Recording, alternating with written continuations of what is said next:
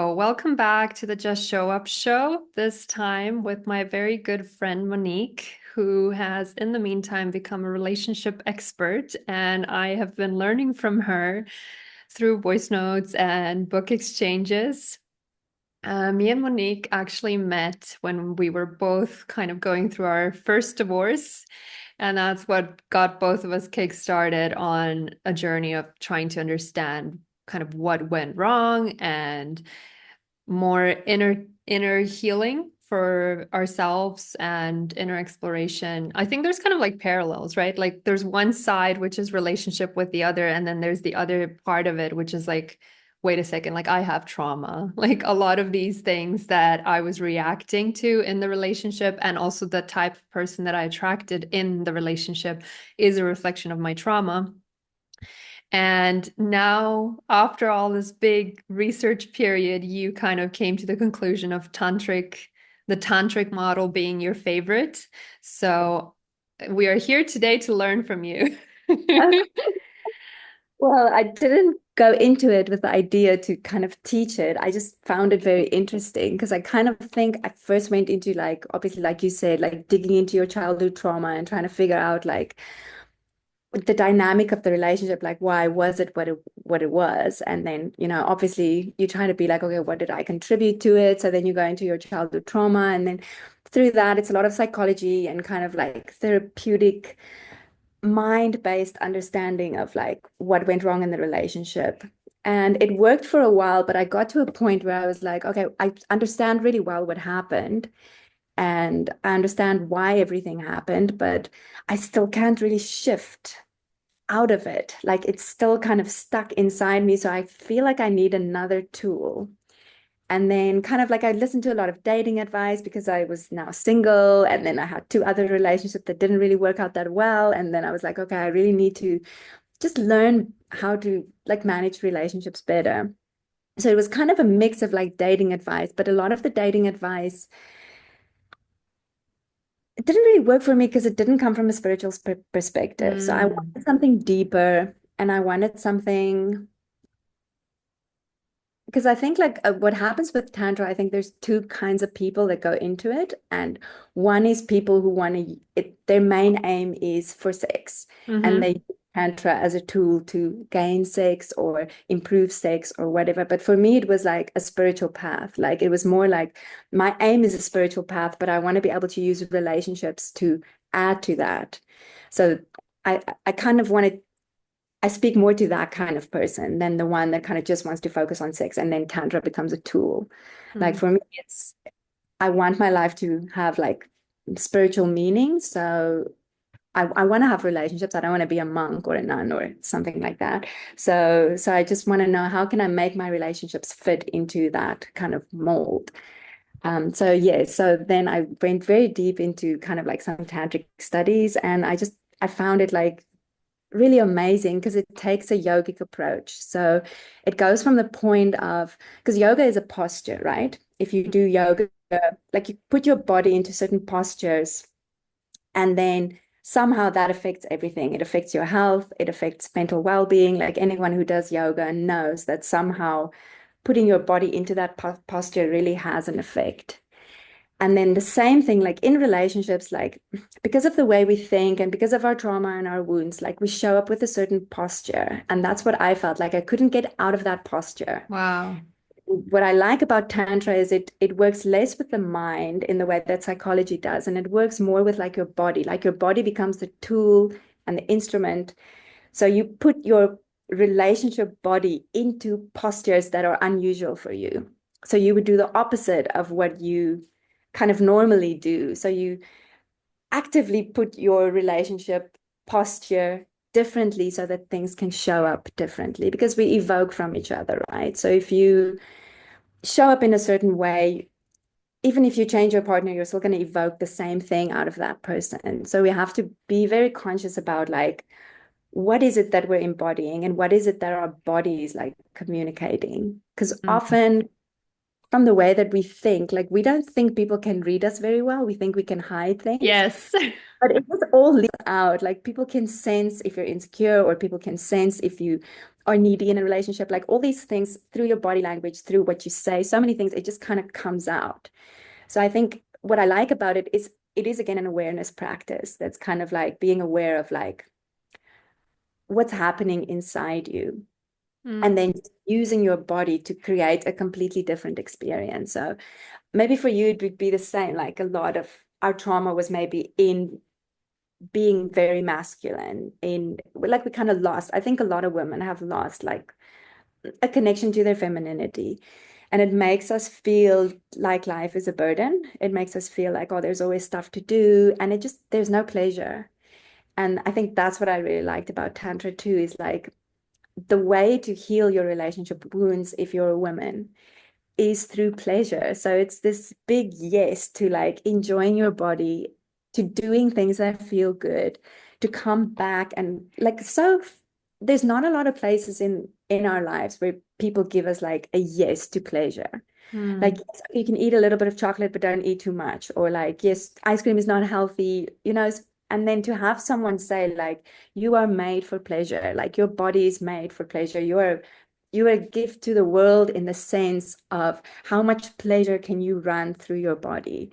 Like to me, it just changed my life. Like if so once I started putting those pleasure practices in place, like if you end a day with a pleasure practice, it suddenly balances out all that like doing and Mm. things on your list. Like suddenly life just becomes whole again, right? It's how we heal. And I think it's so needed in this space today of where we're at, where the patriarchy is there. There is so much like masculinity, and we're really trying to find a way to just bring collectively come back to like healing. And I think like for women, it's really important to make time every day where you connect with your body. Like for me, it's dance. And like I can feel like when I start dancing, it's a completely different side of me that comes out. Like most of the time, if I'm in my mind and if I'm in the place where I'm like thinking about my trauma or thinking about relationships, I get stuck there. But the minute I Mm. go out of my mind and into my body, it's like as if something else can come out. It's not just my mind and my habitual things that keep playing on repeat. It's like it's something new, it's something fresh, and it feels so good. So Mm. I don't know if that's a good explanation, but that's kind of the couple of things that I really liked about it. It's a bodily approach. It gets you out of your head, and there's a big focus on pleasure, Mm. which just feels good. Yeah. Wow. Wow. You've just like outdone yourselves. This is an incredible, incredible introduction. And you've touched on so many points. Um, One thing that I was thinking, like when you first started talking about the psychological approach, I was really curious to know, like, what is it that made you feel like, but you've already answered it, which is that it was too much in the mind. And then as you were finishing, I was just thinking, like, oh, that's so interesting because even the approach that I've used, which is inner child healing, right? Like, it is so much about, it's maybe not pleasure so much, but it's more about connecting with the joy. And then when you and I had those conversations about femininity, I was like, I hate performing femininity. I don't want to wear more makeup, or wear more sexy clothes. Like, that's not it for me. And you're like, no, that's not what it's about. It's about the things that you enjoy doing. And the other thing is just as women living in the modern world that we live in now, like everything is not created for us. And it's so difficult. Like, in order to make money, unless we actively choose professions that are more feminine friendly, I would say, and even like in terms of our hormones, right? Like the schedules and the kind of containers. Like, I feel so much of a difference now that I've created the life that I've created, obviously using my hardcore masculine in order to create it. But now that I've created the container, I'm so much happier because I can just like not be bound by time. I mean, obviously I have certain time commitments that I have, but other than that, I'm flowing. I can, like have the pleasures of the ocean, like water for me is like the biggest one, but then also like movement, all of the things that you were saying. But I'm curious again, what's the difference maybe between like joy and pleasure? I think joy is more an emotion. I think pleasure is something that you have to summon. So I Mm-hmm. wouldn't say like it, I don't think it's necessary for us to kind of we can't really be in pleasure all day. Like it's hard to wake up and kind of be 24/7 pleasure. I think it more relates to in relationship. Like you can see it more as your job as the feminine to be in pleasure. So you could do a day's work, but when you're with your partner, you need to come back into your body, and the way that you would gift to your partner, like the biggest gifts that the feminine can give to a partner would be being in pleasure in your body. Like it doesn't have to be sex, or it doesn't have to be sexy in any way. It could just be lying on the couch in a way that feels really good to you. And if it feels a little bit sexy, then that's great. Then just because that's kind of what I felt was coming. Like it you would see, like the moment you connect with your body and you just go into the pleasure a little bit more, there's always like just a little bit of sexuality that comes out, but that feels really good. Like it's enlivening and it's relaxing at the same time. And I think that registers from what I've learned as a big gift to the masculine, because their lives are so focused and they don't have access to pleasure the same way women do. So their pleasure is in our pleasure. So if we enjoy what we're doing, like just like as when children play, right? When little kids play and have a really good time, when you look at them, you gain something from it. You that purity and innocence and the world that they go into, like when you look at them and you see them play, like that world becomes your world.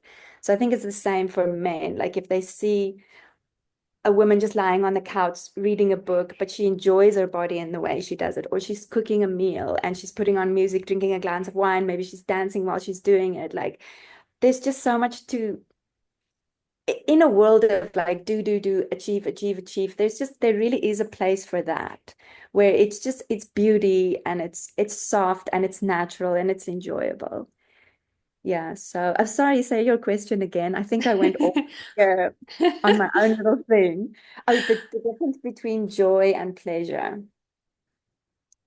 Yeah, I think pleasure is just, I think because we've been so conditioned out of it Mm. as women, I just think we have to cultivate it back. So, yes, we can't do it all day, but if we just make times during the day where we're like, okay, what can I do now that's pleasurable? Like 40 minutes on a timer, this is like pleasure time.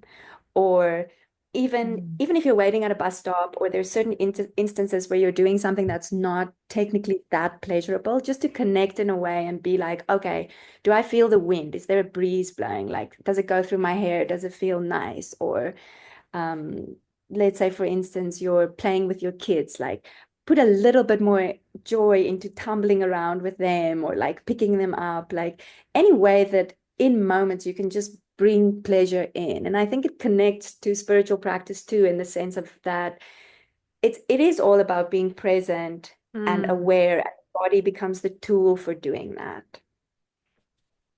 Yeah. Mm. And joy comes then spontaneously. Okay, so it's pleasure first and then it's joy. It's hard. I would say it's pleasure first, because it's hard to go sit down and say, okay, I need to experience joy. Like you can't just press a Mm. button and be like, okay, I'm going to sit on this couch and I want to have joy right now. Like, can you just please bring it? So I feel like that's hard to achieve. But what happens in my pleasure practice is I'm not looking for joy, but maybe I'll put on music and I'll start dancing and it feels good. And 15, usually I do a 40-minute timer. And then because it feels so good. So then the joy is just spontaneously there, because I'm not achieving anything. I'm not goal oriented in any way. I'm just in my feminine. And I think there should just be moments in our day where we really make it a priority to, like you said, like in your life, you were able to structure things in a way so that you can have moments where you could be in your feminine nature, which is doing things slowly, being Yeah. sensual, feeling things both tangibly and our emotions also. So I think a lot of it was also disconnecting from our emotions, not feeling Mm. like we're allowed to what we feel and express it. And I think in Tantra, it's a lot of it is about expressing in the moment, like the deepest desires of your heart, that which you always kind of shield and don't want to show because it's too vulnerable and tender. Like it's not something that you feel you want to put on display. So you usually hide it, but you're still trying to get those yearnings fulfilled. But you hide it. And I think the point is that we should show it through our bodies. Usually we go through our minds and we try to tell guys, okay, we need this and we want this and this is not correct, blah, blah, blah. But the point is to use your body to communicate those things because that is what their nervous systems can read and understand instantly because they're wired for sex.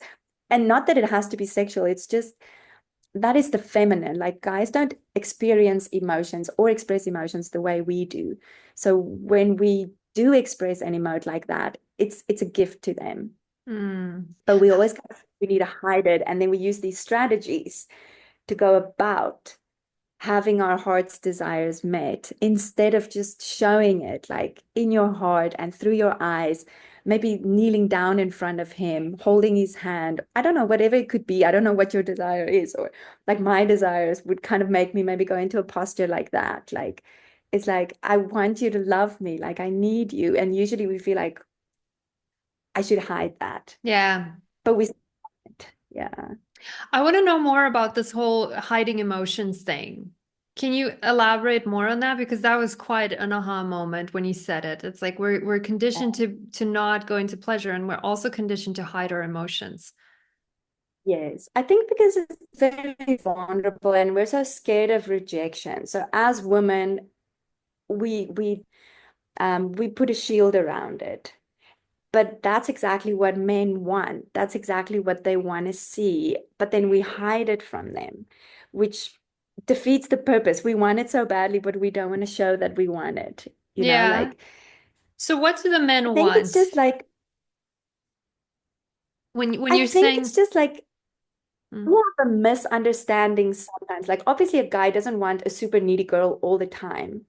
But if there's a moment where you guys are relating, where it comes up for you an emotion and a yearning in your heart, because I think that's across the board, that's what women have. Like we yearn for love. You can't take it out of us. Like romantic comedies, like what most women are always thinking of, talking about, like it's such a main thing in our lives is love. It's what we are made for. Like men can focus on other things, work and achieving things and being a man in the world. And but for women, it's always love. Like love, even if we focus on work, like a part of us would always yearn for love. And I think that is what men find beautiful in us. Like if they can see that yearning for love, it's something that's quintessentially feminine and it's beautiful. But can it's I vulnerable. question We that? can't show it. Do you want to question that? Yeah, because For what sure. I'm reading recently has been super insightful for me because I'm looking into the patriarchy. The patriarchy is only 10,000 years old, and I was looking much more into how society was structured in hunter-gatherer times, like small tribes, right? So in the small tribes, I don't know if this idea of like, oh, women are hardwired for romantic love is really that true because during those times, that romantic love in the way that we see it today didn't exist. It was like it was all about survival, and yes, there relationships were there, and harmony needed to be created, and people's emotions needed to be addressed so that there would be harmony within the group. But it was not ever about a male female relationship in that way. So the idea that that is natural and that that is what feminine is and that that's like always been that way, I'm not so sure about that.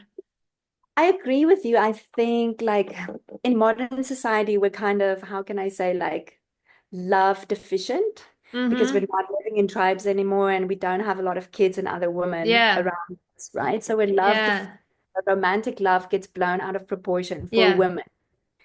We need it. We need lots of different kinds of love, with romantic just being one of it. And I think because so many avenues that we used to be able to get love and nurturing and companionship from has fallen away. Mm. All the focus is on romantic love.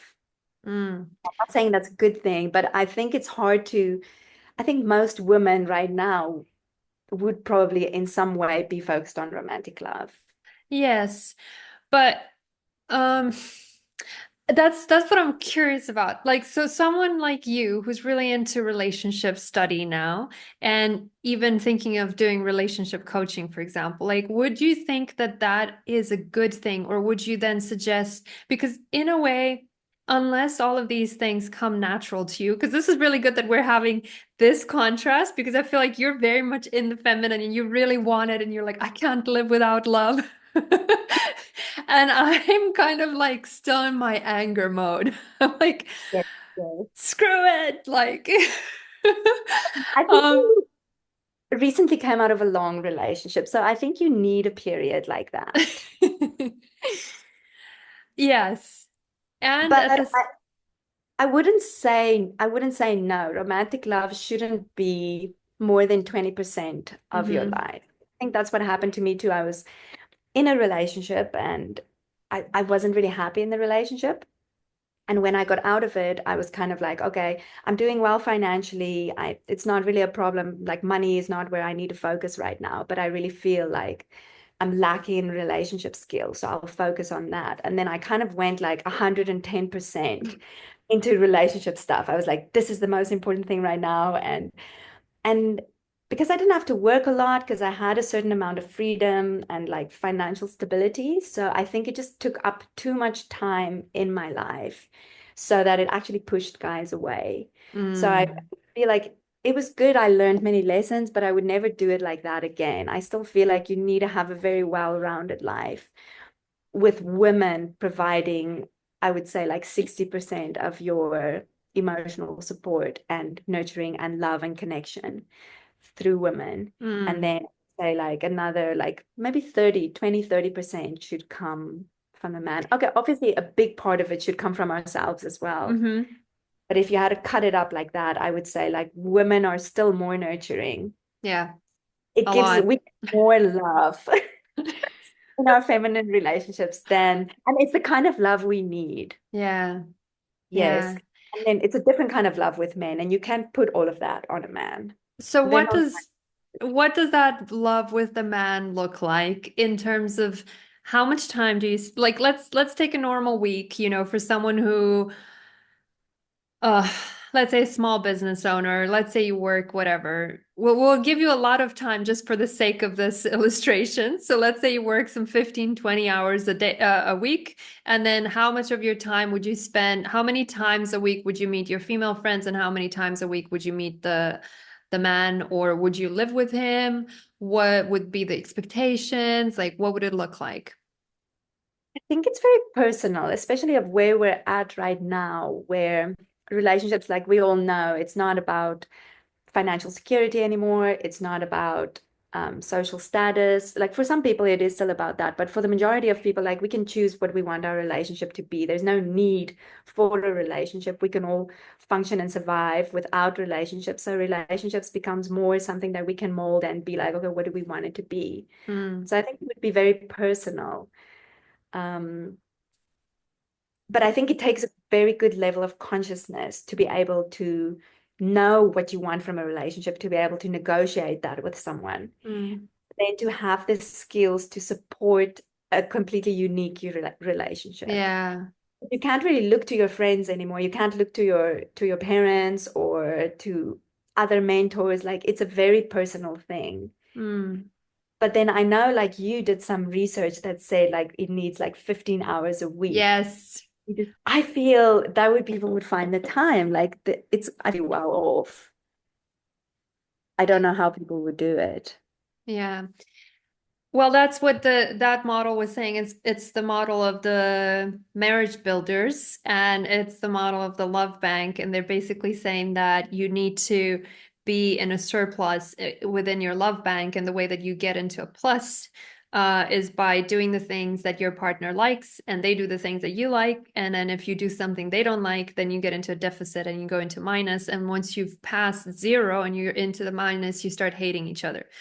Yeah, So I don't know if it has to do with the fact that unless you're making a conscious effort for it to be 15 hours, so the 15 hours can be split into like, let's say 3 5-hour dates, which is actually quite doable. Like even for people who work, that would be quite doable. If let's probably. say on a Monday and a Wednesday and then on the weekend, you spend Yeah. a 5-hour date, and then basically the rule of the 5-hour date is that it has to involve recreational time. Like you need to be doing something together and you need to give each other undivided attention. So you could technically be with other people, but it's not really beneficial. Like you're really supposed to, like look at each other, and then Yeah. you have to have conversation because that's what satisfies the female, and you have to have sex because that's how men experience love. And so everyone gets to be satisfied and happy if you follow that model. That's the theory. The guy who made it is a couples counselor, and he says that his success rate is like 97%. And he can even take people who are like in deep hate and bring them back to love, which I think is there's very few couples counseling or relationship coaching models that can say that. Like they're generally very ineffective. And I think what is good about that model is like it's not focused on solving problems. It's just Mm-mm. focusing on like making enough time so that both people would feel like they're a priority to each other, and so Yeah. that needs can be met in that time frame where like you do something fun and then you connect physically and through verbally or however you need it to be. There is also a certain level of problem solving, which is that there are certain behaviors that basically kill a relationship. I think, I don't remember exactly what it is, but it's like criticism, or like doing the things that the partner doesn't like. And then, like, basically, you have to train yourself to stop doing those things. I think they're called relationship busters. And he's got a Yeah. list of them, and then he's got like a bunch of different checklists. So, you would be kind of having those checklists and having to go through the program. And then each week you come back and you look at the results and you're really trying to improve. But I think what I like about his system is that everything is so quantified. It's like 15 hours, checklist. I feel like there's something so physical about that system where you can really work it, and like it's almost scientific in a way. And I think like it's nice because you can see if it brings results or not. Yeah. Yeah. Yeah. Yeah. Yeah, I think like from a tantric perspective, it's more about like getting people out of their problems is more about because the thing is like we all obviously didn't get something from our parents that we needed. There was some when we were a child that we couldn't get from our parents, and we're always looking for that specific thing in our relationships. Mm-hmm. So what usually happens is like this person has this thing that they need to get, and they want this person to fulfill it. And this person have also a need, and they want this person to fulfill it. And then once that it doesn't get fulfilled, we're triggered. And then once we're triggered, we go into our wounds. And from our wounds, our coping mechanisms can come out. And then basically we're not two people relating anymore. It's just wound to wound, coping mechanism to coping mechanism. So what basically happens is you're in relationship to your own wound and your Mm-hmm. own triggers more than you're in relationship to that person. So I think from a tantric perspective, they are trying to get you out of that. And then again, using the body as the tool to, it's a very fine line between the two. There's a very fine line where you're like, because it's very hard to, we kind of feel entitled to that Yeah. me. Like, this is the thing I need. You need to give it to me like in this specific way, and then I will feel satisfied, and then I will love you back. Yeah. So most of the time, we're not in love, we're in defense or we're in protect mode, or we withhold. Mm-hmm. Like, I think what happens very often if there's a trigger and you jump into your coping mechanism, what happens is the withholding of love. So I Mm. think the tantric approach is just like yoga is like, how do you practice when you struggle holding a pose, when you're not fit enough or strong enough, you still give yourself time and you practice that pose. So in relationship standards, that would be when that person is doing something that triggers you, usually it's a no. Usually we immediately throw our toys up in the air and we're like, no, like I don't accept this thing and you need to change. So what you're then trying to do, your practice is being a yes to it and not withholding love. Because Wow. that withholding love creates that cycle of like, you're withholding love, he feels it, he Yeah. withdraws, you feel you've lost attention from him, and then it's just a vicious cycle. So because we evoke from each other, if you could take a different approach, not your habitual approach of like trigger, coping mechanism, withdrawal, that whole thing, and you could just like hold the pose of like keeping your heart open, even though you're triggered. But I'm not saying like you deny your pain.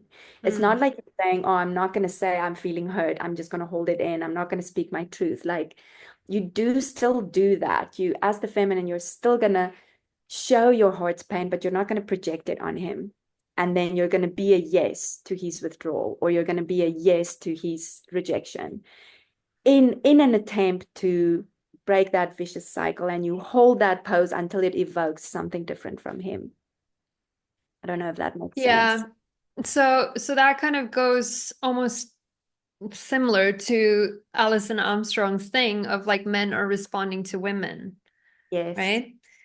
yes. Um, I was wondering like how do you do that, right? And the other thing that popped up in my mind immediately was like the first thought that I had was like, well, how do you protect yourself from toxic behavior, right? Because we do live in a patriarchy and men are socialized to disrespect and devalue women and, you know, like feel entitled to all kinds of things that don't compute anymore. Like Yes. the first thing that comes to my mind, that and I keep thinking back to it in this last relationship, the thing that I found the most hurtful that he ever said was like a very mundane, which it always is, very mundane scene. We're in the kitchen and like he delegated some task to me and I failed to perform it. And then he said, well, if I can't rely on you for this, then what do I need you for? And I was just obliterated. I was like, wow, what do I need you for? Like, I just could not move past that. I felt like that was the end of everything, basically. Like and so technically, according to your model, you know, he says that I get massively triggered, and then what? Like I go into it, I'm not triggered. Get massively triggered, and you realize the fact that you got triggered by it means it's from the past. Mm-hmm. It's not, yes, he said that thing, and yes, it was not the right thing to say, but now you are making him the enemy and your heart closes, and immediately there's no love anymore. No. So if you could, in the moment of being triggered, practice like what did you feel in that moment? If like usually we don't express that emotion immediately. Like Mm. usually we hold it in, and then as you leave the kitchen you start thinking about it, and then tomorrow you ruminate on it, and then that whole event gets woven into your old story from childhood. So then it Mm. mingles together. But what you want is in that moment when he said it and it hurt you, use your body to express that hurt. How do you Not as express it? fuck you, you horrible, like not like that. Like you don't project it onto him, but like if it makes you feel overwhelmed, you show that overwhelm with start crying, or Uh-huh. show that overwhelm with like stamping your feet and like, or you show that overwhelm with like hitting like the countertop or something. Like you show that emotion through your body. Like he's gonna understand that so much better than you taking 2 days to ruminate over it and then coming back with a whole story of like the patriarchy and this and that and how disrespected you felt. Like he's not going to be able to digest that. But if you express through your body emotions in the moment, like he's going to understand that. He's going to understand that he upset you, and it's going to evoke something different from him, because usually there's a vulnerability in it. We're just too scared to show that vulnerability. And Mm-hmm. that is why they never get to experience our true hearts. Yeah. And it's Yeah, there definitely is like a the true heart that is love. mm. But Yeah, it's there because we're definitely is a afraid of pride. There's a pride and an ego in that of like I won't be spoken to like that. If you don't see why you need me, then there's nothing to be done here, right? right. But I think like that's obviously not how he sees it. Like he was triggered in a way. Like if you could see that that response and what he said was him being triggered in a way of not getting what he needed when he was Yeah. at a child, and it was you embodied that in the moment. So then he responds like this, which triggers your wound, and then there you guys go. Yeah. So if you can recognize that cycle and use those trigger moments to look deeper into him, to know he's not the enemy, he's just in a triggered state, I have a and question now. go for it. Does this require commitment from both people to both people be in that process, or can men not understand this? Could a woman be in a relationship with a man who's incapable of comprehending all of this theory?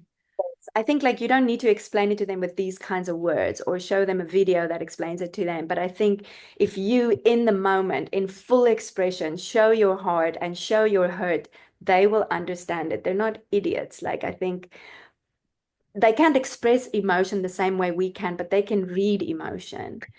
That's something that I just learned about very I recently. know. And I was like, hang on a fucking second. Like, this Yeah. goes against everything that we think is true. So, apparently, men have the same level of emotional intelligence as women, pretty much. So, they can see, they can read, they know everything is wrong, but it's the conditioning that tells them, or like the hardwired brain that does not allow them to show empathy because that immediately puts them down one peg. And Yep. then they're not dominant anymore. They're not in full control and they're expressing their emotions. And they just, there's something in the brain that just says, like, no, don't go there. But they know, they innately They, know what they should technically do. yes. So the thing is, there's more communication and there's more connection in that triggered moment. If you open your heart and reveal emotionally and through your body what's really happening for you, then being triggered, going to think about it, making a whole story about it, adding to the story that you've already told yourself from how many relationships before, and then withholding love from him and making him the enemy. Hmm. So it's really a practice. It's not something that it's really just like yoga. Like it takes years to become a master at it. It becomes years to get your body flexible and to come to a point where like, and you have to have daily practice. It's not something you cannot go to a yoga retreat once every 3 months and then be like, oh yeah, I'm great at this. It's really a practice. It's a spiritual practice and a relationship practice, but you use the triggers in your relationship to grow spiritually and to clean out the gunk that's there, to clean out the stuff and to stop the story, that Hmm. same old story that we keep telling ourselves. One more question. How, as a woman, if I feel like if you feel that, oh my God, like I'm aware of all these things. I've already done like 5 years worth of reading books. Like, look at all this labor that I've put into this. And then the guy doesn't put in the same amount of labor, and you're doing this as a spiritual practice. Like, how do you not feel resentment? For sure, but I think then that resentment is warranted because you're growing so much, so you will outgrow him, and then it then the relationship should come to an end because you're evolving and he's not, and you need someone who can meet you. That's another thing that I feel like I'm starting to see everywhere in general. Like the advice that I think women are not generally given. And I feel like it's even men who are saying the same thing. I feel like men generally have an outlook of like, if I'm not the right guy for the job, she should just move on and go and be with a guy who can do the right thing that she needs. Like if I can't meet her needs and if I'm not the guy for her, and if she levels up, which so many women now are doing, and that's the struggle. Like women just going up, up, up, up, up, up, up, like at the speed of light. So Yeah. does that mean that technically we should constantly be like, because that feels to me that kind of feels like it goes so against the relationship story that we've been told, which is like, like you get married and you stay together forever and you go through everything together. But it's like if you're not evolving at the same, like those stories generally come from a time when people didn't evolve, right? So now that we live in times where we are evolving so fast, is the general advice like keep upgrading your partner as you upgrade? Hopefully, I think the ideal, if you're a person that's really oriented towards growth, I would just say that should definitely be one of your main things that you look for in a partner, because otherwise you're always going to outgrow him. Yeah. And you need to find someone who is also like, I want to grow constantly. And then that would Mm. be a good match. Because otherwise, I just feel like it is going to be, it's going to be matched for a little while and then it's going to fizzle out. Yeah. So in a way, there is that component of mutual commitment to growth, right? And to a practice where like you take the relationship and you are both growing from it. So you need a man who's like at least aware enough that that's what he wants. Because if you're just dating a regular guy who's like, I just want a comfortable girlfriend, you know? Want to watch Netflix and chill. Yeah, I Netflix and think chill. it, yeah, it should definitely be like a conversation in the beginning where you kind of, I just think for women also, it's like we really need to be clever in how we choose our partners. Like we can't just go on physical attraction or like maybe he has money or whatever. We really need to know ourselves deeply, know what is needed for us, like what is the non-negotiables. And once you know those non-negotiables, then you would know who would be a good partner for you and who not. And I think like we all kind of went into relationships way more unconsciously. Like for Mm, me, before I went through this kind of like study of relationships and stuff, like I never thought to kind of like have, it's not that you should have a list. I mean, love will happen the way love happens. It's magical and it's unpredictable, but I think I just didn't know myself well enough, so I couldn't choose right. And mm, then I think like something we've talked about this before, something like I would need someone who's committed to growth, and I would need someone who's obviously into some kind of spiritual practice in the relationship, like Tantra or something like that. And I would need someone that I respect in his purpose. Like I feel if you're going to be with a guy and his purpose in life is going to be have a stronger drive than I wouldn't say your purpose, but I feel for women, if they are satisfied in love and in their relationships, like if you have a lot of girlfriends, there's a lot of love and support there. Maybe you have children, there's a lot of nurturing and love there, and you have a partner, like your purpose is not going to be that important to you because you're satisfied on so many levels. So, but for a man, like he gets satisfaction from those things, but not in the same level that a woman does. So his desire to achieve things and move forward and direct his life towards his purpose, what comes in his heart is like, this is what I want to achieve. This is what gives me meaning. And the day I die, I will feel like my life was worth it. Like that's a very strong pull for a man. And I think if a woman can't get on board with a man's purpose, it's going to create a lot of trouble in the relationship yeah. because he's going to lead their life in a direction. And if it doesn't feel good to the woman, if you don't respect him, you're always going to be pulling against it. Mm. I So I think, think that was also a mistake I made is like yeah, I was with guys and I didn't respect what they were doing in life. I actually looked down on what they were doing in life. I couldn't yeah, get on board with it. yeah. But I think that's the issue too. Like I mean, I think there's a lot of guys because like the thing that I've learned about recently in my research, and I cannot believe that I didn't know this sooner. I am shocked. It's almost like not knowing about gravity and you live on this planet. It's basically like the importance of hierarchy in the lives of men and the fact that like men are generally like quite uncomfortable with leadership actually. Like they're very comfortable with like delegating to someone above them in that hierarchy. They find their little spot and then they're like, okay, up there is the top dog who's going to trickle down all the stuff to the rest of us. And this is where I'm at. And I'm very unlikely to move up. And like that drive to actually like have a purpose and to really go for things. I think very few guys have that innately, like an innate leadership energy. Not many guys have it in my Yeah. view. And I think it's very ironic. Some people have it and some don't. What do you think? Is it the majority that don't, or what do you think? You really think it's a 50-50 split?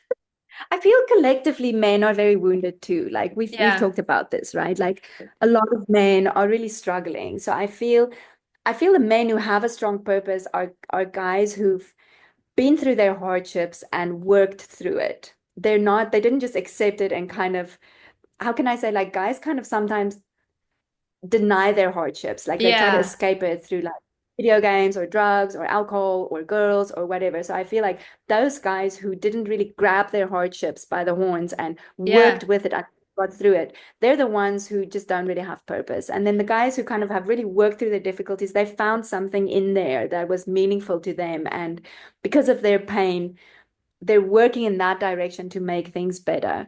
Like I know there's a lot of like looking not down on men, but kind of like men bashing kind Mm. of happening at this time. But like I do deeply feel there is a lot of good men, and That's they what I was gonna do ask. always try to make things better. But I mean, there's a lot of bad men also. Yes, what did you want to I ask? wanted to ask you about, because I feel like you have a really big level of empathy for the hardship of men. And I feel like because I within myself was able to grab the hardship by the horns in my own life, I have very little empathy and very little respect for the men who can't do it. I'm like, oh my God, like it's not so hard, just do it. And Yes. then at the same time, like I'm having to stretch my imagination so hard to see why it's more difficult for men. And I feel like now I'm able to do it a little bit more because I see that men generally like they don't have the emotional processing, right? Like that's what men are really struggling with. Like they have no way to process their emotions. So they're going through life in this horrific mental state that women cannot even imagine, but then they lie about it because they don't want women to know how actually suffering they are. And that's why we never and so like there's this like resentment and anger towards the lies and the faking of all those things in women, and that's why the bashing is happening. So it's so much more complex than what we see. It's like yes, men and women are being pitted against each other, but the mechanics of how it works and why there is this anger on both sides is so complex actually. But I'm curious like to learn from you, how do you see it? How do you feel it? Where's the empathy coming from? How do we I do think it? it's actually, I think it's not something I read in books or something like that. I think it's in my personal life. I think obviously you and I have different experiences with like men in our family history, right? So Yeah. I think that already determines something. But I think like in my life, after I left my relationship, like I had a lot of really good guy friends, and it was very close and intimate friendships, but it wasn't sexual. So I got to know them on a really deep level. Mm, And I just saw a lot of beauty there, but I also can see their struggles. mm. So I think it was through those personal relationships with men where I felt like I'm surrounded by a lot of good men. It could be, it could What be is a because good man? I would say a good man is someone who has moral standards. Like they're not directed by something outside of themselves. Like something inside them directs where their life goes, and it's generally in a good direction. Like most of their actions goes into benefiting people around them. Like I think there are two types of men. There are men who take in Yeah. any way they can. Those are the broken ones. And then there are men who give. And like most of my friends, I really saw men who give Can you give an and take. example of that? Like how do they give? Um, they're very helpful. Like whenever you need something, not just to me as a friend, but I can see like to their community, like they're oriented towards whatever they do in life, not just to benefit themselves. Maybe even they'll benefit themselves less in order to benefit a community or benefit a stronger cause or a bigger cause. Like, and it's something so innate. I think it's hard to spot because they're not vocal about it. They're Mm, not going to come and sit there and say, they're not going to tell you all these big fluffy stories to tell you where they're working to make things better. Like it's not something they put on display, mm. but it's something that when you're around them and you notice what they do, you're like, they're really creating something beautiful. And this place or this thing or this group of people couldn't exist without these men contributing in these ways. Can you So give a specific example of how they contribute? yes, like I have a friend, he's completely non-materialistic. He is very much a nature person. He makes wooden surfboards. It started out with like he wanted this weekend spot where he can just go and surf, and he was doing woodwork. So he rented this little shack and started making like surfboards. And we started going there on the weekends. It was very basic. There was basically no place to shower or whatever, but it was just so much fun. And over the years, like eventually he lost that place where he was at, and then he rented another place. He made a big workshop, and people go stay there on the weekends, and it's just who he is. But he's just like anybody can come in there at any Mm, time with any problem, and he would say, yes, I can help you. You want to store your stuff here because you got kicked out of a house? Yes, store your stuff here. Or it's like I need there's just it's just such a place where anybody can land there and be accepted. It's such a like there's a kitchen, everybody shares stuff, and it's him. Like he created it in that way. So it's just like Mm, I feel when a guy is really connected to who he is at his core, mm, they give so much. Like he's not a person that's directed by society's ideas of like he's a poor person in a way. Like he wears very scruffy clothes. Like he doesn't have any luxury items and things, but he gives so much value.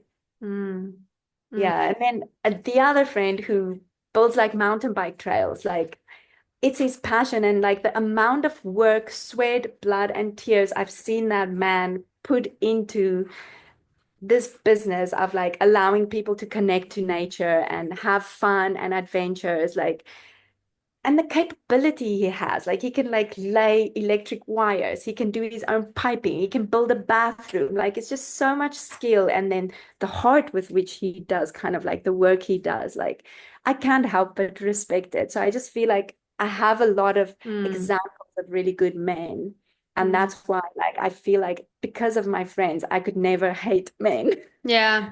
because they're great. I wonder, in a more kind of, well, yeah, yeah. I mean, first of all, like you're not a mainstream person, and then your friends are not mainstream people either. So I feel like that kind of changes things a lot. Like these types of people who operate outside of, like Right. yeah, like what society deems as ideals and things that are worthwhile to pursue. I wonder in a more kind of standard setting of like two people living in a city, and like the female is working and the man is also working. She's clearly not financially dependent on him. What kind of value can men actually bring to that woman in a I would relationship? say, from a tantric perspective, Yeah. yes, the woman can take care of herself financially, no problem. But there is something in a woman that wants to be seen. There's Hmm. something in us that feels like we don't exist unless somebody is witness to our inner core. And I think like if, and that's what I like too about Tantra, because there are so many practices for men to train them into this, because I think men don't always know that this is what women need. Yeah. So if a man can be, and I've seen this with some of the videos I watched, then when the guys are doing these practices, like it immediately creates a sexual attraction in you. I see them on a video and just in the way they're sitting and when they're doing this practice, it's immediate like, woof, wow. Like it stirs something in you. So if a guy can kind of ground down, Hmm. very quiet and still like a mountain, like and give you 100% presence and attention. Like it does something to a feminine body because that then you can start to do your dance. You Hmm. you can be playful or you can whatever you emotion the feminine has can then come out because there's this witness to it. There's this person that sees and watches it and enjoys it. So you Hmm. can think about like in a club, like guys are never really the ones like really moving on the dance floor. They're usually the ones standing, they're witnessing, and the girls are the ones dancing. Would the girls have a lot of fun if there are no men watching them dance? Girls like that, those eyes on you, it makes you feel good. And would men have a good time standing in the club drinking drinks with like the rest of the guys going in there and no women? No. So it that's the dynamic between a man and a woman. And I think men can give that regardless of financial. If they can So provide a woman, true. yes, they will always have a place in a woman's life. That is so true. I just had a client yesterday, and it was so tragic because he felt that just because he's not that stereotypical society's male ideal of the guy with the high status, the money, the house, and the big buff body and being super handsome, that if he is not exactly that, that if he's missing one of those things, that he just basically no woman will want him. And in reality, he had such fucking amazing qualities. He had like all the qualities that a woman who wants children will want in a man. and he Yeah. wanted children. And I have all these female friends around me who really want children, and there's these guys who really want children, and they're just not meeting somehow. And I'm like, what is going on with this madness that we live in? Yeah, it's just too bad. But I don't know what's happening. I think I don't know, but I'm guessing that everybody's kind of on a journey Yeah, of figuring things out for themselves and healing past wounds. And I think everybody's on a bit of a personal journey. So maybe it's not the time for us agreed. collectively to be getting into relationships and stuff. Maybe we just need this kind of like retreat period Yeah. to figure ourselves out. And what will come after that is going to be very beautiful, hopefully. I agree. I think like the last 2 years, pretty much everyone that I'm talking to, I mean, there are some people coupling up, obviously, but the general big chunk of the population, I feel like, is really on a solitary journey. And now when I reflect back, and I'm also on that solitary journey now, I'm like in a real kind of retracting period of like, oh my God, like, no, no, no, no, no. Like, I need a vacation from love for a little while. Yes. And when I look back now, because I'm reflecting so much on the last relationship and then also the one before that, it's like 15 years of being in relationship with the freaking 2 month break in between them. It's crazy. It's like a lot of time spent in relationship. And when I look at it, even though I was on my spiritual journey, I see that so much of the stuff that was happening in relationship was so unconscious. Yeah. And so much of I see so much of my own behavior, and I'm like, I don't want to do that again. Like I want to actually, and I think like I really want to kind of, there's a big question about giving the things that you want from the other person to yourself, and really having coming into the relationship cup full. And I used to think that that's not, I used to think that that's kind of like unfair almost, or I don't know, like it just didn't feel good. And It's kind of like, let's say you want chocolate cake and someone gives you like half of like a chocolate cookie and you're kind of like, but it's not what I want. Like this is chocolate, but it just feels like a cop out or like a, yeah, I know exactly what you're talking about. yeah. But did your opinion change about it? Because like mine's really different now. I really see like why it's so fucking necessary. It's necessary that we heal our wounds. And I can see now that I've done so much more work in myself. I can see that when and if and when I get into another relationship again, I really see the benefit of like two people who are full coming together and then enjoying each other's presence. Like that's such a different game than broken people coming together and wanting to heal each other. Yes, yes, it's no, it's definitely. I think for me, like the last relationship was pretty much like the last two relationships. I always felt like they never made me a priority. Like I never felt like a priority. And then I think like it is really like just a mirror Yeah. trying to get your attention. Because then afterwards, when I was thinking about this thing of like trying to give to yourself what you felt you never got in that relationship, then I was like, okay, how can I make myself a priority? And when I started focusing on that, I saw all the places where I wasn't making myself. Mm. This is giving time away to people and places that I wouldn't say wasn't benefiting me in any way, but many times I needed things in my life and I could give it to myself, but I was so focused elsewhere that it was just never getting done. And then these things not being done would kind of make me depressed or make me feel Yeah. out of control in my life or just like, yeah. So I could completely provide for myself what I needed. Yeah. But they never did. And then at one point I dated a guy who was like very quite wealthy and it wasn't why I started dating him, but he could really give me these experiences that felt I couldn't give to myself. And then after we broke up and I was like, oh, okay, but maybe I can, like in certain instances, I was like, I would have liked it if he could give me this. Like, Yeah. why did I want to be in a relationship with him? And it was like, oh, because he could give me this and he could Yeah. give me this. Like he could give me access to these experiences. And then I was just like, well, then give that to yourself. You can. And then it's an incredible feeling when you realize you were limiting yourself Yeah. on your own for no reason. Yeah, yeah, yeah. But I think so much of that limiting ourselves, especially as women, comes from the culture, which tells us that we have to be small. And if you know, that there are not enough men out there who are going to be above our level if we keep rising, right? So then there's this like scarcity of like, oh shit, but like if I provide everything for myself, then it's like game over. I'll have no one to date anymore. feels like that, but I think we have to see it just like two people in a relationship dynamic. It's two people contributing and creating the situation. And I do think like we have to, I don't know why there's this idea that if women rise, men are not going to rise. I don't know if it's this idea. I don't know why we have this idea. Like, doesn't it make sense? I think it's because it's been so disproportionate until now.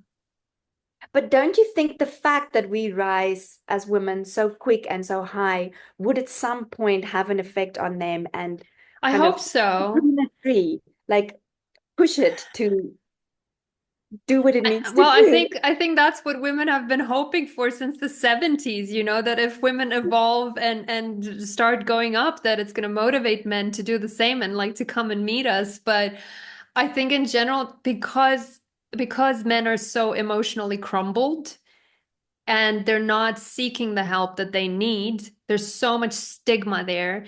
I think Yeah. that process is definitely gonna, I don't want to be negative, but I think it's just slower than we want it to be. Yeah, I agree with you. I think like a kind of large scale, full scale, like healing for men needs to occur.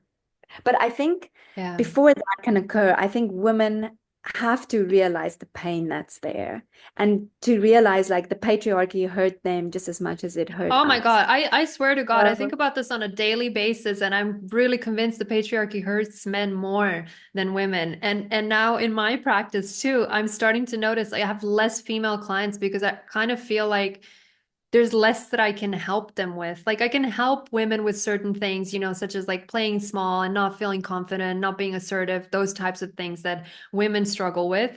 But in terms of how much I can help the men so much more. And I keep telling myself that if I produce more confident, good men, there's more men for the women to date. yeah. But I think also, I think if we think about it like this, like all the men alive right now that we're kind of thinking, okay, they're not stepping up to the plate, they were all raised by women. So if we are collectively like bringing women up, and these women will now be raising different men, hopefully the situation can change. I just think like we also have to take responsibility as women because, okay, we were too conditioned by society and the patriarchy when these men were raised by women. It's not like they had that much power, but I feel like the power is now coming more towards us. And then we really have to take a bit of responsibility in how we raise men. That's generally scientifically disproven, this idea that women can affect men. So basically, what they're saying is that men need strong male role models because Right. they want to be a certain thing to impress the female and to attract the female, right? Like, so if the female has constructed the male the way she wants him, there's no attraction, there's no impressing to be done, right? Because she already Uh, made him, basically. yes, yes, I agree with you saying like at a certain age, a woman can mold a man anymore, then it becomes nagging. Yeah. Yeah, Yeah. from a certain age, they really need strong male Yeah. role models. And Yeah. that's why it's not, I mean, now they don't have male role models, period, because their dads are not living with them, because women are divorcing men, because the emotional relationship with men is so dissatisfying. So it's a real shit show. It's a real big monster that we're dealing with in our generation. It's the first time in history that it's ever getting blown up like this. And Yeah. I think people are just so confused and coming to the wrong conclusions on both ends. And there's all this anger coming up and the big dissatisfaction with each other, but there's very few solutions that are being given other than Yeah, your I think it solution. also has to do with kind of like the older generation of men. Like they Hmm. have good values in a certain way, and they were supposed to be the mentors, but they were so deeply ingrained in the patriarchy and in toxic systems that you can't really, they're not really the right ones to No. lead, right? So it's kind of Yeah. like that mentor group kind of falls away because their their modality is too archaic and can't work in today's world. Yeah. Yeah. And I've also seen that like in women's minds, I think like when they look at the situation and women would think, okay, fine, you're faced with a shit show. Why don't you just go and like read a bunch of books, figure it out, you know? But then because the patriarchy is so good at selling them that story, and generally like they're given so many tools to numb their pain and to isolate. Like that's the big difference between men and women, right? Like men are so fucking isolated and they feel they have, even if they have buddies, they feel they have no one to talk to. And really talk about this kind of stuff. It would just lower their value, right? Exactly. Exactly. So Yeah. they're really like caged in ways that are so difficult to break out of. And it's telling them like, okay, your best solution is to double down on dominance, and that's why you're seeing all this like radicalization of young men now. It's like, oh, just be richer, have more muscles and be more dominant. And it's Yeah. like, Yeah, I don't have solutions. It's pretty I don't know how I just think like the more like the kind of work that you do, like women can show up for men because I do feel like men need women have wisdom in them, like it's part of who we are. So I feel like if like that, a one-on-one setting where you're kind of like counseling men, they get access to that wisdom yeah, and nurturing and it's healing. So I feel yeah, like maybe a large scale healing would come from more women stepping into counseling positions for men for men specifically, yeah. with that soft and nurturing kind of um, approach instead Hmm. of like a men coaching men in a kind of man up. Mm, mm. But I think like because that's the tricky part too, right? Like I think there's I don't know if there's enough women in those positions. If we well we would need to have like one woman for almost every man basically. But the thing is like less and less women are having kids. So Yeah, for us kind of to create a meaningful life, yes, usually it was raising kids and having a family, but that's kind of falling away now. Like yeah, so many people are opting not to do that. So I feel like it would be a good path for women to invest back into society yeah. through the means of like taking our time. Because I mean, like you're living a good life, you don't have kids, and you make enough money doing what you do, you enjoy what you do. So I think there's quite a bit of women who are That's in true. positions like that. Like we have enough free time. We don't have kids, so we have enough of free time to devote it back into society in ways that some moms and Yeah. other in society don't have. Yeah, I did always see it that way, actually. Like the work, I mean, the work obviously called me. It's Yeah. not something that I rationally chose. It's something that really like came into my life, but I did always feel it. And recently I was talking to a pastor here actually, and he was like reading my energy and he was like, "Oh, you have a mother heart." And I always had that idea that I'm not going to have individual children, but I always knew that through the work that I will be doing, I will be mothering a large number of That's funny people. that you said that because I've had that too. Yeah. I knew that I wasn't going to be a physical mother, but I knew that I was going to, or hopefully, it was a yearning in me. I can't say I knew I was going to do that. I think it was a yearning in me that in some way I would contribute to a group. Yeah. Yeah. Yeah. And it is a very, it's funny because like in some ways I'm quite masculine, but maybe also that was my non-self, right? Like for many years I was kind of not being myself. And now that I have the container of this work and being provided for in this way, I'm actually able to be my feminine self and be nurturing and be mothering.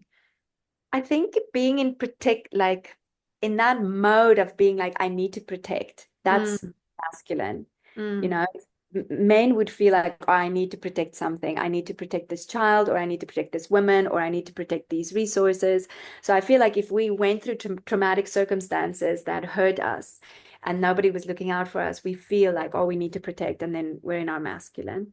But I don't feel a lot of like you're very logical and intelligent and rational, and you like to take in information, like you're very much like in your head. But I feel that's more an intelligence than it's an energy thing. I feel Yeah, a lot of energy from you. that's Like when I see interesting. you on video, I'm like, I can feel it. Yeah. And Yeah. like you always thinking the two of us, like in relation to each other, you always think I'm more feminine and you're more masculine, but I don't really see it like that. Okay, that's Yeah. interesting. But I don't know, I guess it's because that's kind of what we're told. I mean, that's also another very fucked up thing, right? We're told that women are not logical and not intelligent. So it's like if I'm logical, intelligent, and smart and I can get shit done. Then I'm not a woman. No, no, but I think I mean like when you can work through your trauma and let go of that need to protect, or if you could get yourself in a position where, like through your business or whatever, you have a masculine container, Mm, protection or need to protect falls away, and then what naturally yeah. comes is your natural feminine essence. Yeah. And I know so very clearly how that felt when I didn't have it. Like when I felt so unprotected. Like I remember when I was at uni, obviously it was not even so much. Well, I felt like I didn't have the confidence and I didn't feel like I had the kind of psychological inner safety of going out into the world. So when I went to uni, I just felt so unsafe and so unprotected. And it was partially financial, but it was just partially also like I just felt like I can't handle the world. The world is just too much, it's just too big. And I feel like it is so brutal that women are cast out into the world like this now, right? Without these proper masculine containers that women need in order to be what women are. And it's not even like women have to be mothers and they, like have to be popping out children, but it's like a woman, even if she does not have children, is still a woman and she has different needs, way different needs than what men have. And I don't know, I wish that there was a way that women could have that before.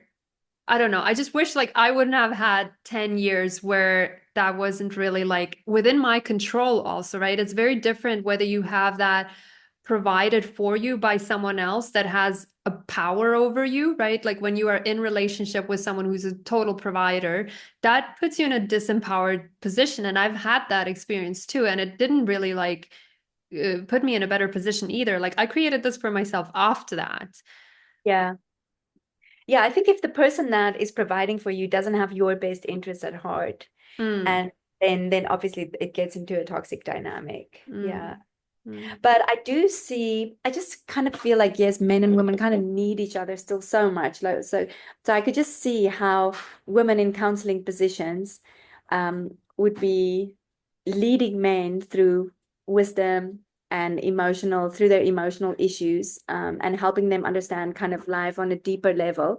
And then through men paying them, creating masculine containers. So it is a very Yeah. nice, beneficial modality. And yeah, I just think the more in society where we can create these kind of give and take situations where it's like some kind of nurturing comes from the feminine and helps and nourishes the masculine, and then it comes back in a form of protecting and providing.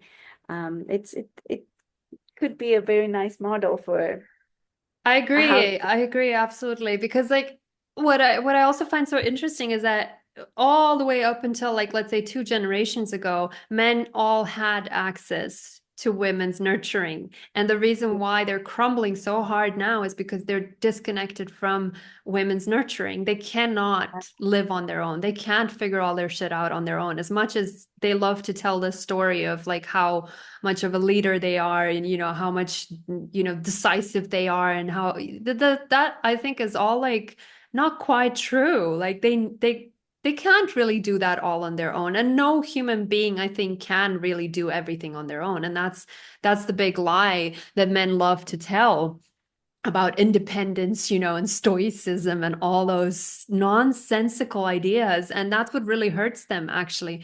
And I think women are, and that's what's going to show, I think, over the next couple of decades is that women are in a much better position in life and women are going to go like way up because of that emotional resilience that we have, because we're emotionally so well taken care of through other women. And men are going to have less and less access to women. They're maybe going to have sexual relationships, but they're not going to have that deep nurturing.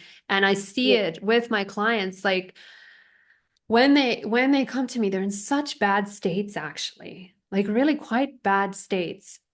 And then I see how much they need that. They need the perspective that a woman can see. They need, and it's not even just that, but it's like someone to witness them, someone to encourage them, someone to build them up, like to make them feel secure. And obviously, like I have all these different tools to do that. It's not just like regular chit chat, but yeah, they they really need that. And as you were saying, all of that labor used to not be paid and not be valued, right? So that's the big issue. And I'm noticing, for example, like in the client work, I feel so happy to do that. And there's no resistance. And I also notice like I treat men so differently, right? Like when I'm getting valued and Yes, seen and paid for what I'm providing yes. versus when men just come in and they just want to like play vampire, and they're just like, If it's you just know, in a dating situation and yeah.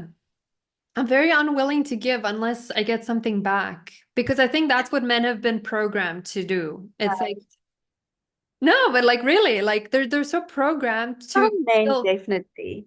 yeah, to feel entitled to women, Yeah, to suck dry and not replenish. So using right, women as resources for themselves to lift themselves up, like that's messed up. I've come to a point where I will not participate in that at all. for sure. But I think it is also just like there is a lot of what was happening that people weren't really conscious of. Like Yeah. I know we have all these issues, but a lot of these things were happening unconsciously, and it's now coming to the surface. So we're kind of becoming aware of it. So I just think there should be grace in all directions. Like we should have grace for men. All How the do you terrible. how do you tell the difference between grace for men and the boundary where you're being violated and abused? Okay, that's true. Like I'm not in a position where I'm being abused by any man, and all the men that are in my Yeah. life are all good men. So I think it's easy for me to have Yeah. be in a position like grace for men. And then the men that I see suffering, none of their like they don't impact me. Yeah. So I'm kind of like in a safe space, sitting here and kind of like saying what I'm saying. So I understand if you're It's in like a position fairy with dust for a the man that men. But I mean, I have been in positions before. It's not like it's always been like this. So I know what it is like to be in a position Mm, in a relationship that's not beneficial. mm, And I would just say get women have to get out of those dynamics, and you have to have very strong boundaries about who you let into your life. And just wanting to have sex or just wanting to have a romantic relationship is not reason enough to allow men into your life. Like yeah. you have to vet really, really well who comes into your life because our energy is really precious Yeah. and we have to That's the protect thing it. too, right? Like women have been taught to not value themselves and their energy and their resources, right? Like our resources is our wisdom, is all of our nurturing energy. And we were just, dishing it out, giving it away. And it's still happening, obviously. Like women, there's people at all different levels of evolution, even with women. Yeah. But I think like now we're in such a deep process where we're really starting to value like if women really start to value themselves, right? Maybe that's Yeah. the point where it's like, okay, not that men will catch up, but it's like if you fully value yourself and your You boundaries will are so evoke, strong. yes, you will evoke that from them because I always kind of feel like it is women are in a sense the leaders, and we're Yeah. not leaders in the way men are leaders. We're leaders in the way of like how do we make ourselves available to men, how Yeah. do we value ourselves, like how do we see our own value, how do we nourish ourselves. Like these are the kind of things that if we don't do that, how can men respect us if we give ourselves away freely and cheaply? Like how can they respect us? And if we're at this level, then men are going to be here too. Whereas if we demand something higher, and then they have to rise because otherwise there will be no access to women. Yes and no. I feel like women like how like the part where you said like how can if we don't nourish ourselves, right? Like a regular woman who's really working a full-time job and let's say she has kids on top of that. Where does she Right. fucking have time to nourish herself? And why is she put in that position where she doesn't have the time to nourish herself, right? So I feel like that's just putting so much extra pressure on women to solve all the problems. Yeah, but then you have to go back and see like why is she in that position? Like where was her self-worth when she stepped Yeah, into that yeah, relationship obviously. so that she man who eventually left or didn't show up for her or things like that. So then at the core base problem, I still feel it is not just men, it is women too. Yeah. Like if she Yeah. was, we're taking a fictional character, but let's say like she was in a better place in her self-worth, or she was in a better place. Um, it's a lot about how we feel about ourselves and how we value ourselves, because that's how we would give ourselves away. And the way that we give ourselves away is the kind of men that we attract. Yeah, but that's again, there's a huge difference between how that happens when you're in your 20s and how Yes. you see things when you're in your 30s No, and 40s. Like it's so definitely. different because the brainwash program, like all these rom-coms and all this like big blown up love stories that young girls are taught to prioritize, they can't keep it in their pants, because like every guy that they see is the potential prince, and they Yes, and and they the don't. yearning in a woman's heart is so strong and Yeah. consistent, always there. So it is hard, but I think like I've been pulled into two directions. One is like I do feel like I would like to work with men and do kind of something similar than what you do. And then Mm. I felt like if I was going to work with women, I would want to work with younger women, kind of like high school Hmm. level, to be able to kind of like guide them in the ways where I would have liked someone to guide me when I was at that place in my life. What would you have liked? I would have liked, like my parents were very much, they didn't guide me in terms of romantic relationships. Anyways, I left home quite early, so they weren't really around. So I just made my own decisions and my own mistakes, and that's fine. It's fine to learn, make mistakes, and like move on from that. But I think like young women are very vulnerable and they need to be Yeah, protected, and like men shouldn't just have access to them. I Like know. there should be a protective structure. Like usually it's the dad and the girl can only go on dates when the guy comes and takes her out and the dad sees Yeah. who it is and he has to prove himself to the family before, whatever. But I think that doesn't happen in modern society a Mm-mm. lot. But I wish that there could be some kind of protective structure for women who don't come from circumstances like that, so that um, they would have someone that's older and more experienced to kind of not be part of the dating process, but oversee, Mm. and say like, no, this is don't not a good guy, or not to tell them who to date or not to date, but just to give them guidelines in Mm. how to vet a guy, how to know if someone's really showing up for you, when to really give yourself sexually to a man and when Yeah. not. Feel these are all things that I had to learn by myself in the hard way. And it wasn't something that there was no guidance around that. And I would Yeah. have loved it if there was guidance around that. Yeah. I Yeah. double down on that one. But then, yeah, again, like it kind of goes back to the idea of like there are no dads at home. Like me too, right? When I was in my teens, my dad wasn't at home. Yeah. And he wasn't at home because he was working away, but basically like him and my mom were already technically not together, which is probably why he was working away. That makes But sense.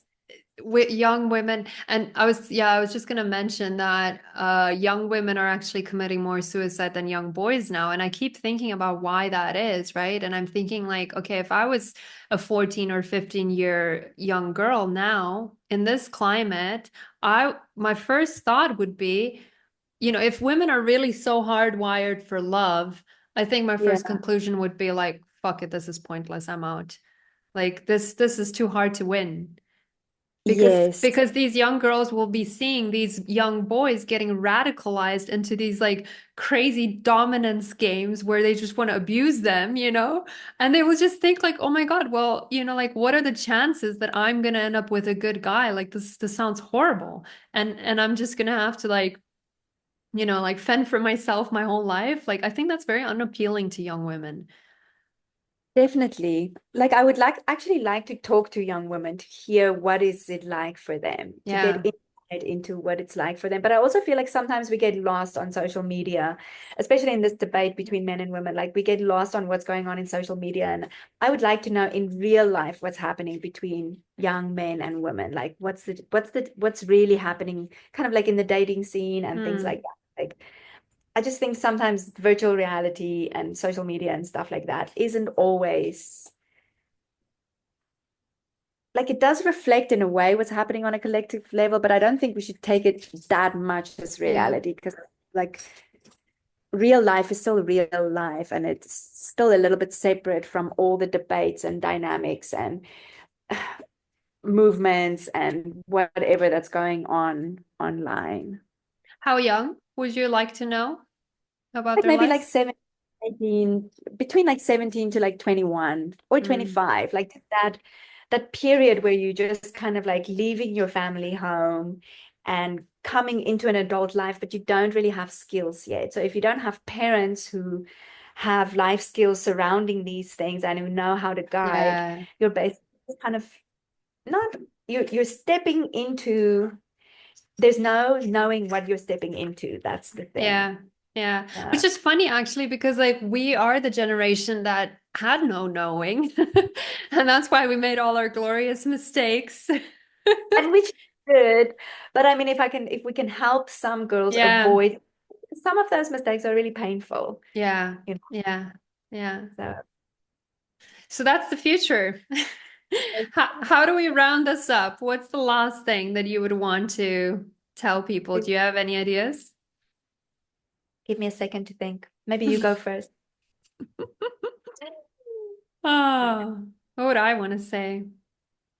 I would say not to lose hope, right? Like, I think we're all in a collective process of healing, and we've been in that collective process on obviously on different stages of it. But I think like the big mass awakening has been happening, especially since the pandemic, and people have gone really deep into their own healing. And I think, as you said earlier, like once we come out on the other end from that, I just keep thinking like, is our generation going to be like the type of people that really meet their true love in their 60s and 70s? Because I also have clients, I have one client who he's also been through like a lot of bad experiences, horrible marriage, like two, three different, I think four relationships. And now he's about 60 maybe. Yeah. And now he's in the first healthy relationship because we really went through that process of like creating well, not, yeah, a checklist, but also in terms of like values, what does this person look like? And just getting really Yeah. clear on like, because I feel like men often also a lot of the time feel like they're in a begging position when they're completely not, right? So then they come into the dating pool with a complete like no idea of what they are looking for, and they just go for whatever girl, right? So if the female didn't like insist on the process of talking about compatibility, then it's already a Yeah. shit show, right? So if we can all get ourselves to the point of like, okay, fine, I've healed my trauma.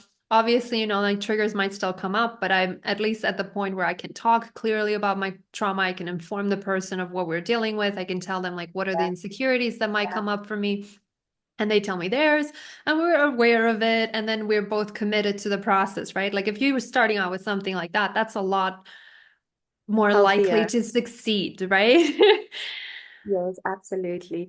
And I think like men kind of need to spend time figuring out what do they really want to do in life. If their purpose is clear to them, it would be a lot easier for them to choose the right woman, right? That's Yeah, kind of like the way of the superior man. David Data stuff like focuses a lot on that. And then I think for women too, like get to know yourself, know what your value system is, what you really need and want in your life, and don't date guys who don't fit into that yeah. value system, and be bold and be honest about what you want. Like don't mold yourself to a guy and then diminish your own needs. Like go for what you want, figure out who you are, figure out what you want and go for that.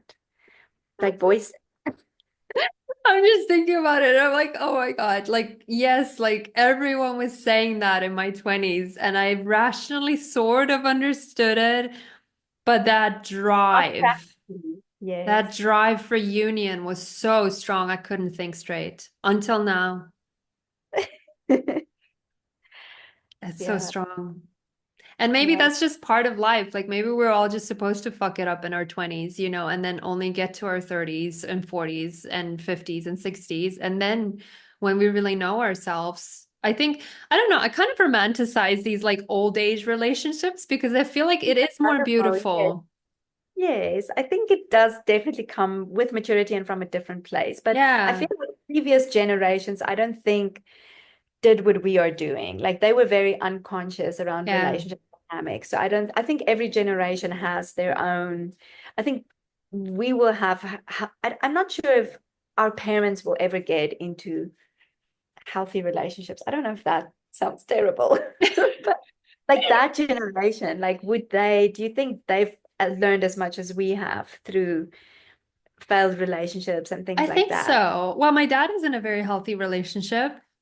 I Good. think My it's dad, because he's with a very accommodating woman, but he's also not a horrible guy. I think he's just kind of he's met someone who can appreciate him for what compatible. he can. Yeah, like they're really compatible, and she likes him, and she's able to appreciate him for what he's able to do. Whereas I feel like my mom wanted something so much bigger than what he was able to provide and do and be. So that was like highly incompatible. And I think it just, he got lucky. But I think definitely like if there are people who go through a process of healing, and I don't know how easy it is to do on your own. Some people can do it on their own. Some people go round and round in circles, but Yeah, I think there's hope for everyone.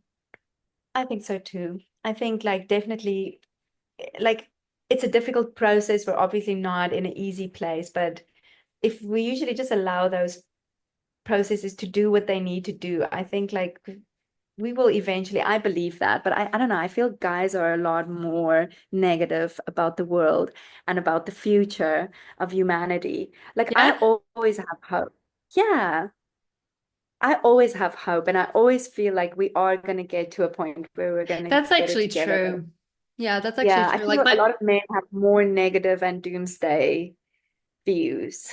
but that's because their general day-to-day experience of the world is so harsh and negative, right? Yeah, And I feel like as women, we live a very, very different life. And a lot of that hope and positivity comes from within ourselves. Because like now I'm also reading this book, which is so fucking great. Everyone needs to read this. The Women Who Run with Wolves. And it says that basically women are connected to the earth, like yeah. to the core of the earth. Like we're not separate from the earth. And like if you think of the scale of that, of what we're actually connected to, it's massive. Like how could we? I think women and the earth both are so powerful. It's just that because of the patriarchy, because of the unconsciousness that we've been in for so long, we've allowed ourselves to be suppressed. But also, I think I was asking ChatGPT about this actually the other day. And I was thinking, like, okay, fine. If in all the spiritual traditions they talk about the suppression of the feminine, right? I was like, okay, fine. If it is a dance between the masculine and the feminine, and they need to somehow go through this process in order to get to know each other, then it Yeah. kind of makes sense that the masculine would first oppress the feminine, and then the feminine gets wounded by the masculine, then the feminine comes up into full power again in order to kind of forgive the masculine. It's the quintessential relationship story. It's like love starts, trouble comes, there's resolution, there's forgiveness, and there's happy times again. Let's hope collectively men and women can uh, get through this break. I believe in us. Thank you. All right. So we'll end on this very hopeful note. And thank you so much for this amazing conversation. Sounds Killer. good. And Yeah. we'll be looking forward to you starting to offer your services. Okay, I'll try my best. Encouraged by you. Thank you. Thanks for your support and belief in me. Thank Thank you. you. Okay, Bye. I'm gonna